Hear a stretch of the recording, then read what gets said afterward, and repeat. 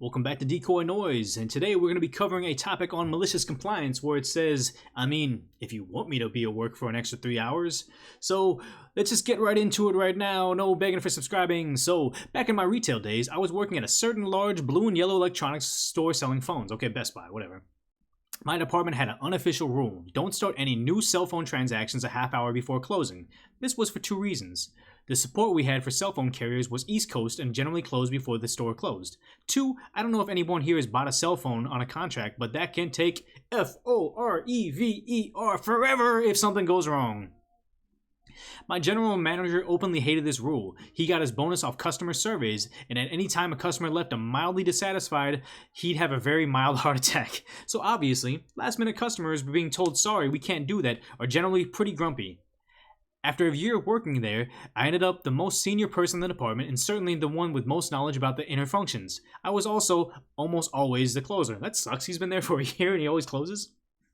On to the malicious compliance. My general manager was badgering me every night for months about helping customers after our usual half-hour cutoff. Normally I'd just deny him and explain if he wanted them to be taken care of right then, he could do it himself. He'd back off, he had no idea how to sell a phone, and when he's tried, he screws up. This particular night, I saw a large family walking in, beelining toward the department at 8:45. We closed at 9. I was in a capricious mood and decided this would be the night my general manager would stop bugging me. The family rolls up and I give them the spiel. Sorry, we can't do any activations after 8:30, blah blah blah.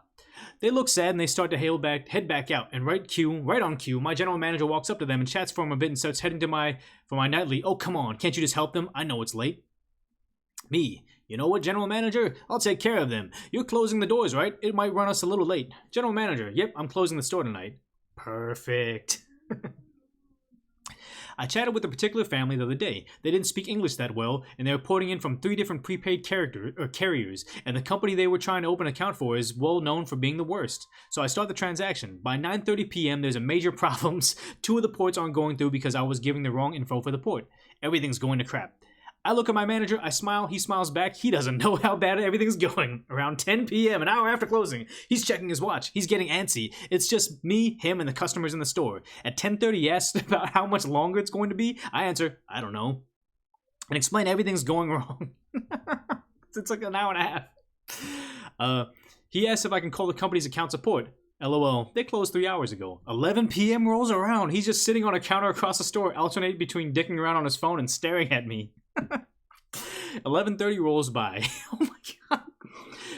He looks visibly upset. Keep in mind, this is a man with the same personality as a drywall, and seeing any emotion in his face is rare. We hit midnight.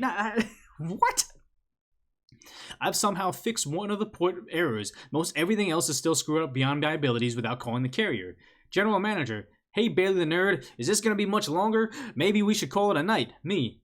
Yeah, to be entirely honest, there's nothing I could have done for them as soon as things started going wrong. Me, I've spent the last 2 hours fixing problems I have no business even attempting to fix, and somehow I've made some minute progress. However, I know customer satisfaction is important to you, and I'm willing to stay the 5 more hours I need to get this thing working for them. General Manager, okay, we'll tell them to come back tomorrow and we'll finish up. Me, by the way, we haven't been able to finalize the purchase for the phones, so they can't take the new ones, and the ports don't work means their own phones don't work, so you're gonna have to tell them that their phones aren't gonna work tonight. General Manager, super pissed. Me, sure wish there was some way we could have avoided starting a process like this with no possibility for support from the carrier. They could have made quick work of this. Too long didn't work. Manager thinks it's more important to take care of the customer, even though it's impossible to do so, than it is to make sure employees can leave after the store closes. Edit. Forgot to throw in the ending. It's pretty generic, but so apologies in advance. The GM never questioned me about the half-hour rule from that point on, and made a point of coming to me whenever cell phone/carrier questions were brought up, which was honestly a long time coming because I trained my department manager, assistant manager, and 9 associates how to do the cell phone stuff before I left.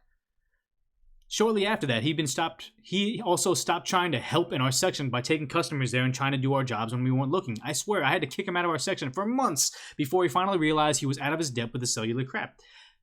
One thing I'll say is it seems like the manager meant well and he was told things from the higher-ups. He just had a very low understanding of how things actually worked in the real world, which is not a failure on the manager. It's probably a failure on the training that came from above him. So I like that this is a genuine story of malicious compliance, maybe exaggerated. I don't know if the manager would have stayed with him until midnight, or even the customers would have stayed until midnight for something that occurred at 9:30, but Whatever. Let's just get into the replies right now.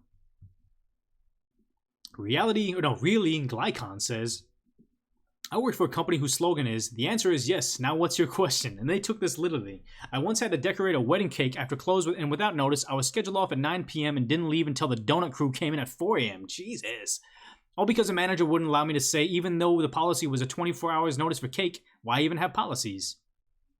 OP replied saying, policies have a very small fine print disclaimer after them, only available for managers with spines who are content with being chucked under a bus if anyone complains about it. Yeah, when companies become too big, they're just too hard to manage, I guess. Stabmaster says, as someone who is with the squad, I feel your pain. Oh, Best Buy. I always thought having bonuses, reviews, metrics tied solely to 2 questions on a survey was an extremely disconnected and stupid policy, and no explanation on why I don't want to do a disservice to a client who would end up with a less than perfect, seriously, since one does 8 mean shitty, and possibly call it a corporate would deter him. The bullshit cop-out of we need to take care of the customer in a place actually understanding how to do so always caused bigger problems than what would have happened when they just followed proper procedures and processes and procedure. One thing I'll say, this is the end product of a generation grown up on Scantron tests. When it was no longer a teacher reading your essay and trying to grade it, it's just like fill out the bubbles and we'll figure it out. So though that generation of kids that grew up on Scantrons are now like corporate CEOs and business heads, so this is what we get. Action Boy 21 says, I actually left a review for Best Buy representative and gave them an 8. The next question asked, what could we do to improve the score? I just put, stop assuming 8 is a bad thing. True. Mumnach the Red says, I work for the first fruit store that sold and serviced fruit from Apple. We knew the service bar would get dinged a few times because we denied coverage for a destroyed Apple iPhone. We learned that customers did not get surveys for canceled appointments. Suddenly our cancellation rate was 60%. The problem was NPS. Upper management uses it to deny raises and promotions, hence employees and managers do things to skew the results in their favor. I also do not believe any metric system takes into account for more than likelihood of a complaint response rather than a praise, i.e. everyone will complain but only 1 out of 10 will state their experience was a 10. Adding the fact that detractors will get the appeasement in the form of merchandise and service, food, etc., you're bound to get negative 7s. Yeah, it's people just learn how to juke the stats. They don't learn how to become more proficient and give better customer service. They just learn how to get their NPS or whatever the 60% cancellation rate is. It's just, you lose the spirit of intent at the end of the day.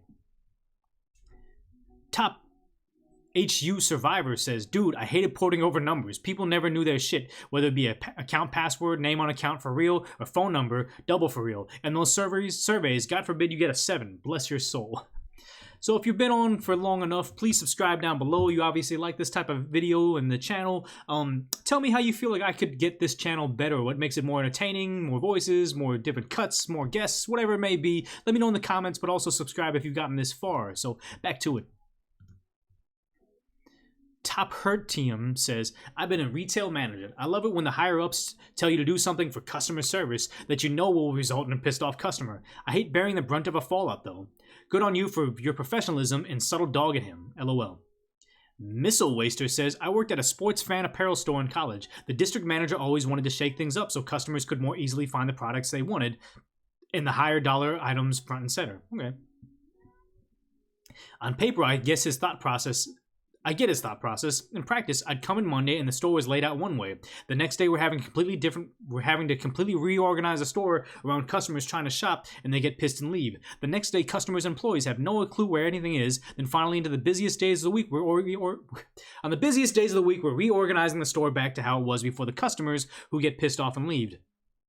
Then a mandatory Sunday morning staff meeting to figure out why sales were down last week and how the district manager has some ideas on how to reorganize the store this week to improve sales. Wash, rinse, repeat indefinitely. I mean, can't knock the guy for trying, but I mean, I guess he's got to be more ear open to what's actually going on. Long past due date says, sounds like the manager wasn't doing his job, just phoning it in. Sounds like a case of bad reception. God damn it, I hate this. Valhallan says, I'm sure OP was celebrating, though, when his chance for the MC came calling. What? Sounds like a textbook case of Krabby Boss. God damn it. That was a ringing endorsement for... Okay, I can't do this anymore. So, I mean, we got some good things going on here. So I mean, I like this. This was genuinely malicious compliance. I feel like we're getting our money's worth when we read the top comments over here. But I mean, if you like this video and want to see more just like it, please make sure you subscribe down below. You check out that video over there, but also commenting on how you like the new format, where you like where the channel direction is going, or if you want me to switch it up, or just general complaints or whatever hate you have for me, let me know below.